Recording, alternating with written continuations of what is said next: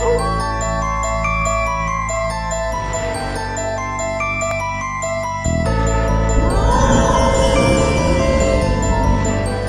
की हमारी इस वीडियो को स्पॉन्सर किया है अयान कैडिट ने।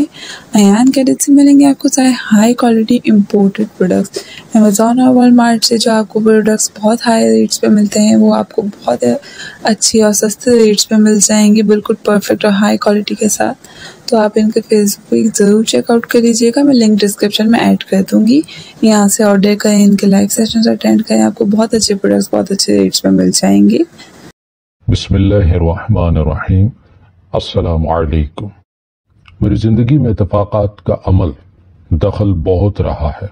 वैसे इत्तफ़ाक़ तो किसी के साथ किसी भी वक्त हो सकता है और होता रहा है, लेकिन मेरे साथ जिस तरह होता रहा है उसको महज इत्तफ़ाक़ नहीं समझती मैं, क्योंकि मेरे साथ जिस तरह वाक़यात या हादसात पेश आते रहे हैं वो इत्तफ़ाक़ नहीं बल्कि सोचे समझे मंसूबे लगते हैं। मेरी ये कहानी पढ़कर आपको अंदाज़ा हो जाएगा कि मेरे साथ जो वाक़यात पेश आए हैं वो महज इत्तफ़ाक़ हैं, इसमें कोई अल्लाह की मसलहत थी। खैर, अल्लाह की मसलहत तो हर काम के पीछे कारफरमा होती है। मेरे साथ जो भी गुजरी वो भी अल्लाह की मसलहत थी। मेरी ज़िंदगी में हैरत अंगेज़ इत्तफ़ाक़ात का सिलसिला जिस रोज़ शुरू हुआ वो मेरी शादी का दिन था, बल्कि यूं कहिए कि शादी की रस्मात शुरू होते ही इत्तफ़ाक़ात सामने आने लगे। हमारे माशरे में शादी से चंद दिन पहले दुल्हन के घर एक रस्म होती है जिसको रस्म मायों कहा जाता है। मायों वाले दिन दुल्हन को पहले पीले रंग का जोड़ा पहनाकर बिठा दिया जाता है, फिर साथ सुहागनें दुल्हन का मुंह मीठा करवाती हैं, गले में फूलों के हार डालती हैं और शुगन के लिए उबटन पहले अपने सीधे गाल पर फिर थोड़ा सा लगाकर दुल्हन के चेहरे के दाईं तरफ भी लगा देती हैं। इसी मुनासबत से ढोलक गीत भी गाए जाते हैं। खैर, अब तो मूवी के चक्कर में सात सुहागनों के अलावा कवारी लड़कियां बल्कि छोटी छोटी बच्चियां भी ये रस्म अदा करने लगी हैं और ये सात सुहागनों की पाबंदी भी खत्म हो गई है। वरना पहले जमाने में ऐसी सात सुहागनों से रस्म की इब्तदा की जाती थी जो अपने घर में खुशबाश हों और साहिब औलाद भी हों। इस ज़िमन में बूढ़ी सुहागनों की बड़ी अहमियत थी, यानी खानदान की वो बुजुर्ग ख़वातीन जो बुढ़ापे में भी सुहागन हों, जिनके शौहर जिंदा और सलामत हों और जो नानी दादी के ओहदे पर भी फायज हो चुकी हों। अरे बात कहाँ से कहाँ पहुंच गई। हाँ, तो मैं ये बता रही थी कि मायों की रस्म अदा करने के लिए मुझे कमरे में बिठा दिया गया था जहां मुझे शादी के दिन बैठे रहना था और दिन में कई कई बार उबटन लगाया जाना था।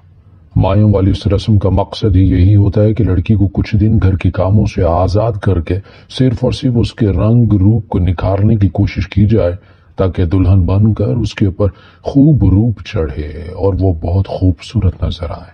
मायों की ये रस्म दुल्हा वालों के यहाँ रस्म बराए रस्म होती है, क्योंकि दुल्हा को कौन से मखसूस जगह बैठना होता है, ये तो हल्ला गुल्ला करने का बहाना और बहनों और भावजों को नेक वसूलने का मौका होता है। रस्म मायों के मौका पर ज्यादातर शादी वाले दोनों घरों को एक दूसरे की रस्म में बुलाया जाता है और दावत का इंतजाम होता है। गोया ये शादी की रस्में शुरू होने का ऐलान होता है। किस्सा मुख्तसर, दुल्हा वालों के यहाँ इस रस्म के मौका पर मेरे घर से मेरी बहनें, कजन्स और भावजे वगैरह गई थी, लेकिन वहां जाकर पता चला था कि दुल्हा मियाँ को इत्तेफाक से सुबह से बुखार चढ़ा हुआ है। इस सूरत में किसी रस्म का सवाल ही नहीं था। वैसे भी मेरे ससुराल वाले ऐसी रस्मों को हिंदुआना तरीका और बिद्दत समझते थे, मगर मेरी बहनों और भाभियों की खुशी की खातिर उसके लिए तैयार हो गए थे। लेकिन दूल्हे को इत्तफाकी तौर पर बुखार चढ़ जाने की वजह से रस्म की अदायगी नहीं हो सकी थी और मेरी बहनें वगैरह मुंह लटकाकर वापस आ गई। घर वापसी पर हर एक की जुबान पर यही था कि ये पहला इत्तेफाक है कि दूल्हा ऐन शादी के मौका पर बुखार में जल रहा है, जबकि मेरे कुछ कजन्स का ख्याल था कि कोई बुखार नहीं है, ये सब हमको रस्म ना करने का बहाना था, क्योंकि दूल्हा तो सामने आया ही नहीं, ये इन्होंने हमारी इंसल्ट की है। अब आलम यह था कि सब लोग अपनी अपनी बोलियां बोल रहे थे। कुछ लोग परेशान भी थे, जिसमें मेरी वालिदा और वालिद, नानी और दादी सर फहरिस्त थीं, क्योंकि दूसरे ही दिन शादी थी। लेकिन अब ये एक हसीन इत्तेफाक ही था कि मेरा निकाह 6 महीने पहले हो चुका था। ये रुखसती की तैयारी थी, वरना शायद बड़ी परेशानी होती। کیونکہ نکاح میں کافی وقت لگتا ہے اور دلہا کی طبیعت خراب ہونے کے باعث بڑی مشکل ہو جاتی ہے۔ بہرحال دوسرا دن رخصتی کا تھا اور پھر یہ ہوا کہ بارات دلہا کے بغیر آ گئی، کیونکہ دلہا میاں کو بخار کے ساتھ یرقان کا مرض بھی لاحق ہو گیا تھا، یعنی پھر وہی اتفاق۔ شادی کے رنگ میں بھنگ پڑ گیا، خوشیاں اور ہنگامے ماند پڑ گئے۔ بھلا دلہے کے بغیر رخصتی کا عمل ہو سکتا ہے؟ شادی حال میں آتے ہوئے مہمان بغیر دلہا کے بارات دیکھ کر عجیب سرگوشیاں کر رہے تھے۔ کسی نے کہا کہ لڑکا شادی کے لیے تیار ہی نہیں تھا، تو کوئی دلہا کی پسند کوئی اور بتا رہا تھا، کوئی جہیز اور لین دین کا مسئلہ بتا رہا تھا۔ غرض کے لوگ اپنی طرف سے جو دل میں آ رہا تھا بلا تکلف اظہار کر رہے تھے، مگر دلہا کی والدہ یعنی میری ساس نے سب کو سمجھایا کہ طبیعت زیادہ خراب ہونے کی وجہ سے دلہا کو بارات کے ساتھ نہیں لایا گیا، مگر رخصتی کے وقت ضرور بلوایا لیا جائے گا۔ ویسے بھی نکاح تو ہو ہی چکا تھا، یہ لوگوں کی زبانیں بند ہوئیں۔ کھانے وغیرہ سے فارغ ہونے کے بعد جب مجھے سٹیج پر لایا گیا تو اس سے ذرا دیر پہلے دلہا صاحب بھی تشریف لا چکے تھے، لیکن بیماری کے بہانے کوئی رسم نہیں ہو سکی تھی۔ سالیوں کا دلہا کو پان کھلانا، جوتے چرانا اور پیسے وصولنے کا ارمان دل ہی میں رہ گیا تھا۔ یعنی جیسے ہی مجھے سٹیج پر لایا گیا اسی وقت رخصتی کے لیے کھڑا کر دیا گیا۔ میری سب کزن دوستی اور بھابیاں ہنسی میں کہہ رہی تھی، یہ پہلی دلہن ہے جو اپنی ناز برادری اٹھوانے کے بجائے شادی کے پہلے ہی دن دلہا کی ذمہ داری کرے گی۔ پھر وہی اتفاق ہوا، سسرال میں نہ منہ دکھائی، نہ رسم ہوئی، نہ کھیر کھلائی، نہ کوئی سلامی ملی۔ دلہا میاں تو اپنے کمرے میں جا کر ایسے بے سدھ ہوئے کہ ساری رات ان کے ماتھے پر ٹھنڈی پٹی مجھے ہی رکھنی پڑی اور ٹائم دیکھ کر دوا کھلانی پڑی۔ اور یہ اتفاق بھی مجھے دلہن کے ساتھ ہی ہوا کہ شادی کی پہلی رات میرے کمرے میں میری نند بھی ساتھ ہی رہی تھی، اور ہاں ان کی بیماری کے پیش نظر ولیمہ بھی ملتوی ہو گیا تھا۔ ان کی صحتیابی میں تقریباً 1 مہینہ لگ گیا تھا اور میرے ساتھ وہی ہوا تھا جو میری بہنوں، بھابھیوں اور دوستوں نے کہا تھا، یعنی یہ پہلی دلہن ہوگی جس کی سسرال میں پذیرائی کی بجائے اس کو دلہا کی خدمت کرنی پڑے گی۔ اور ظاہر ہے یہ سب میرے ساتھ اتفاق ہی ہوا تھا۔ اس کے بعد تو اتفاق نے گویا میرا گھر دیکھ لیا تھا۔ میرے ساتھ ہر وقت اتفاقی طور پر عجیب و غریب حالات پیش آنے لگے تھے۔ زیادہ تر کوئی نہ کوئی اتفاق اس وقت ہوتا جب ہم میاں بیوی خوشگوار موڈ میں تنہا ہوتے، اور جب بھی کوئی اچھی محبت بھری یا ہنسی مذاق کی بات ہوتی اس وقت غیر محسوس طریقے پر ایسے لگتا جیسے کوئی اور بھی ہمارے درمیان موجود ہے۔ میرے شوہر کے چہرے کے رنگ اڑ جاتے، ان کی رنگت پیلی پڑ جاتی اور مجھے بھی ایک عجیب بے چینی اور خوف محسوس ہوتا۔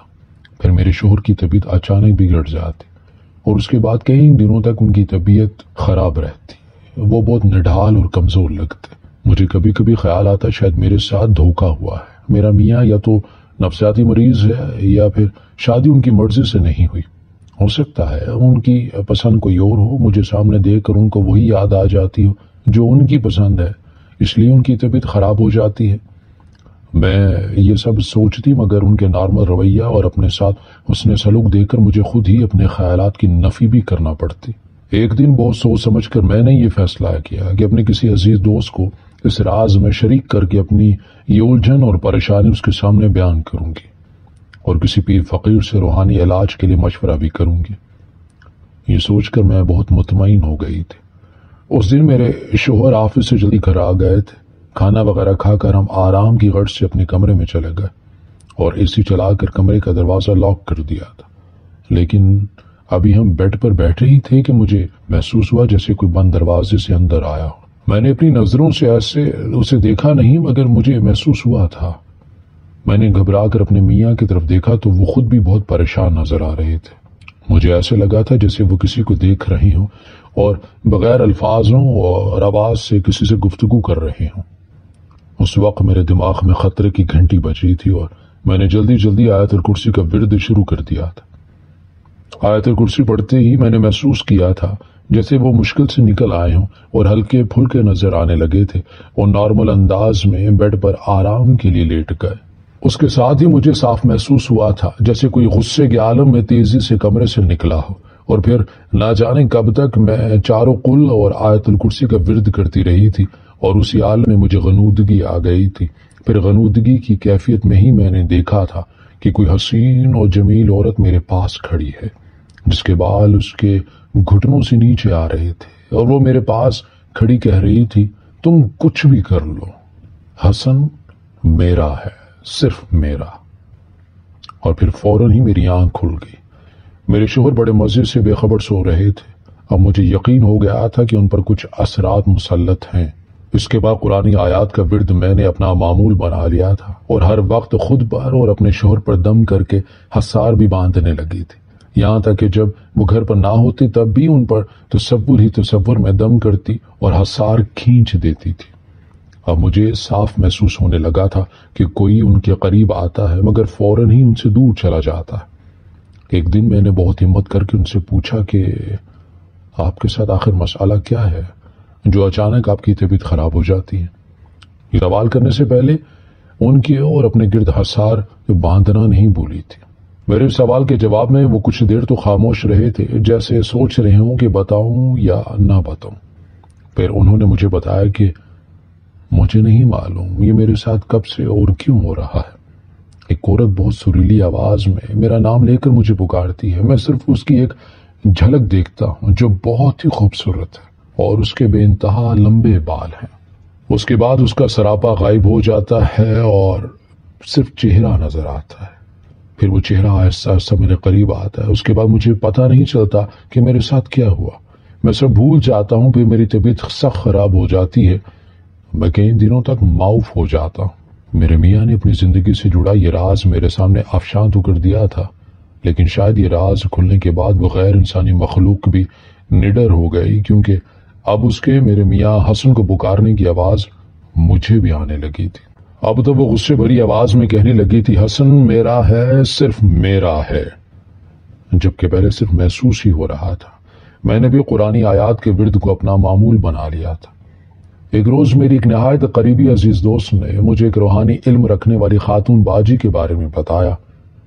وہ اس طرح کے مسائل یعنی عصبی اثرات وغیرہ کا علاج کرتی ہیں، مگر وہ صرف عورتوں سے ہی بات اور ملاقات کرتی ہیں۔ میں نے فوراً ان خاتون کے پاس جانے کا پکا ارادہ کر لیا تھا، لیکن پھر وہ اتفاق آڑے آ گیا تھا۔ جس دن میں نے اپنی اس دوست کو بلایا تھا، اس کے ساتھ ان باجی کے پاس جا کر اپنا مسئلہ بتانا تھا، عین اسی دن میرے شوہر کی طبیعت اچانک خراب ہو گئی اور وہ آفس نہیں گئے۔ اس صورتحال میں ان کو تنہا چھوڑ کر نہیں جا سکتی تھی، اور پھر اسی طرح کے اتفاقات میرے ساتھ پیش آتے رہے۔ میں اپنی تمام کوشش کے باوجود اپنے شوہر کے مسئلے کے لیے کہیں نہیں جا سکے، مگر اس دوران وہ مخلوق پابندی سے آتی اور حسن پر اپنا حق جتاتی کہ حسن میرا ہے، صرف میرا۔ لیکن اب یہ ضرور ہوا تھا کہ وہ مخلوق حسن کے پاس پابندی سے آتی تو تھی، مگر فوراً واپس بھی چلی جاتی۔ ایسا یقیناً میری قرآنی آیات کی پڑھنے کی وجہ سے ہوا تھا۔ اس طرح سے 3 سال گزر گئے۔ میری گود ابھی تک ہری نہیں ہو سکی۔ میری ساس نے 1-2 ڈاکٹر سے میرا چیک اپ کروایا، سب کا ایک ہی جواب تھا، کوئی کمی نہیں، کوئی خرابی نہیں، سب کچھ نارمل ہے۔ اللہ پر بھروسہ رکھیں اور اس کی رضا پر راضی رہیں۔ اس دوران وہ مخلوق ہفتہ 10 دن کے وقفے سے حسن کے پاس آتی رہی۔ اب تو مجھے اس کا وہ انسانی روپ والا چہرہ نظر آنے لگا تھا۔ اکثر رات کو جب ہم لوگ بے خبر سوتے رہتے، ایک انجانی آہٹ سی میری آنکھ کھل جاتی تھی اور میں دیکھتی کہ وہ مخلوق میرے شوہر کے چہرے کے قریب جھکی ہوتی، مگر میرے جاگنے اور متوجہ ہونے پر فوراً غائب ہو جاتے۔ پھر 1-2 دن میرے شوہر نڈال اور کمزور محسوس ہوتے تھے۔ گزرتے وقت اور حالات کے ساتھ میں نے اس غیر انسانی مخلوق کو اپنی انجانی سوتن کے طور پر قبول کر لیا تھا اور اس کے مقابلے پر اتر آئی تھی۔ قرآنی آیتوں کے ورد کی وجہ سے ہی وہ میرا کوئی نقصان تو نہیں کر پا رہی تھی، مگر اپنے اس دعوے کو بہت شدت کے ساتھ میرے کان میں ایک سرگوشی کی صورت میں دہرانے لگی تھی کہ حسن صرف میرا ہے، صرف میرا۔ ایک روز میری ساس صاحبہ نے مجھے ایسی لیڈی ڈاکٹر کا بتایا تھا جو دوا کے ساتھ روحانی علاج بھی کرتی تھی۔ انہوں نے مجھ سے کہا تھا، دلہن تم کل میرے ساتھ چلنا، میں تمہیں ان بزرگ ڈاکٹر صاحبہ کے پاس لے جاؤں گی جو تمہارا چیک اپ کرنے کے ساتھ ساتھ کچھ دم وغیرہ بھی کر دیں گی۔ میں جی اچھا کہہ کر خاموش ہو گئی تھی، مگر دل میں خوش بھی ہوئی تھی کہ اگر وہ ڈاکٹر صاحبہ واقعاً کوئی بزرگ ہستی ہوئی تو میں انہیں اصل مسئلہ بتا دوں گی، کیونکہ میرے دل میں بھی وہ شدید خواہش تھی کہ میری کوئی اولاد ہو، لیکن پھر وہی اتفاق آڑے آ گیا تھا۔ جس دن ہمیں ڈاکٹر کے پاس جانا تھا اس روز صبح میری ساس باتھ روم میں گر گئی اور ان کی کونی کی ہڈی ٹوٹ گئی. انہیں آپریشن کے لیے اسپتال میں داخل کروانا پڑا اور یوں پھر وہ بات ٹل گئی تھی. اسی دن میں گھر کا کام ختم کر کے کھانا وغیرہ سے فارغ ہو کر اپنے کمرے میں آرام کی غرض سے گئی تھی اور ابھی بیڈ پر دروازے کی دوسری جانب کروٹ لے کر لیٹی ہی تھی کہ ایک آہٹ پر میں نے پلٹ کر دیکھا تو کوئی لڑکی میرے کمرے کا دروازہ بند کر رہی تھی. اس کے لمبے بال اس کی پشت پر لہرا رہے تھے. میں فوراً ہی اٹھ کر بیٹھ گئی. اسی اثنا میں وہ پلٹی تھی اور میں نے اسے پہچان لیا تھا. وہی انجانی مخلوق انسانی روپ لیے میرے سامنے تھی. اس نے میرے بہت قریب آ کر کہا تھا میں تم کو پھر یہ بتا رہی ہوں کہ حسن صرف میرا ہے, صرف میرا. اور اگر تم چاہتی ہو کہ حسن تمہارے پاس رہے تو تمہیں اولاد کی خواہش سے دستبردار ہونا پڑے گا. تم حسن کے بچے کی ماں کبھی نہیں بن سکتی. اگر تم میری بات مان لو گی تو بہت فائدے میں رہو گی, دولت میں کھیلو گی. لیکن اگر تم نے حسن سے اولاد کے لیے کوئی کوشش کی تو یاد رکھنا میں حسن کو تم سے چھین کر لے جاؤں گی اور تم حسن کے بچے کی ماں بننے کے چکر میں بیوہ ہونا کبھی پسند نہیں کرو گی. یہ میں جانتی ہوں. یہ دھمکی دے کر وہ پلٹ گئی تھی اور مجھے شاید کسی بات کا ہوش بھی نہیں رہا تھا. حسن کا سلوک میرے ساتھ بہت اچھا تھا. میں ان سے علیحدگی کا تصور بھی نہیں کر سکتی تھی. میں بہت دنوں تک اس کشمکش میں رہی تھی کہ اس مخلوق کی دی ہوئی دھمکی کا تذکرہ حسن سے کروں یا نہ کروں کہ میری ساس بیچاری پوتے کی خواہش دل ہی میں لیے گزر گئی تھی. اب گھر میں بس ہم دونوں میاں بیوی ہی رہ گئے تھے. زندگی کا سفر جاری رہا. اس دوران میری حسن سے اولاد کے موضوع پر کبھی بات نہیں ہوئی, نہ کبھی انہوں نے اس کا تذکرہ کیا. جب سے میری اس مخلوق سے وہ دھمکی کی صورت آخری بات ہوئی تھی وہ بہت مصروف رہنے لگے تھے. حیرت انگیز طور پر ان کی بہت زیادہ ترقی بہت اونچی پوسٹ پر ہو گئی تھی. بہت اعلیٰ تنخواہ کے ساتھ کافی مراحت بھی ملی تھی. پھر ہم نے عزیز آباد کا 120 گز والا گھر چھوڑ کر ڈیفنس میں ایک بڑا شاندار بنگلہ لے لیا تھا. اور پھر میری زندگی میں ایک اور اتفاق ہوا. اس کو میں حسین اتفاق کہوں گی کیونکہ اس نے میری ممتا کے جذبے کو تسکین دی تھی. میری ساس کے رشتے کی ایک بھتیجی کا انتقال بچی کی پیدائش کے دوران ہو گیا تھا. اتفاق سے اس کے شوہر کا انتقال بھی چند ماہ پہلے ہی ہوا تھا اور اس کا یہ پہلا بچہ تھا. نومولود ایک بچی تھی, بہت پیاری سی. چونکہ اس کا کوئی سگا رشتہ دار نہیں تھا اس لیے اس بچی کو یتیم خانے میں داخل کرنے کا فیصلہ ہوا. مگر میں نے حسن سے مشورہ کر کے اس بچی کو گود لے لیا تھا.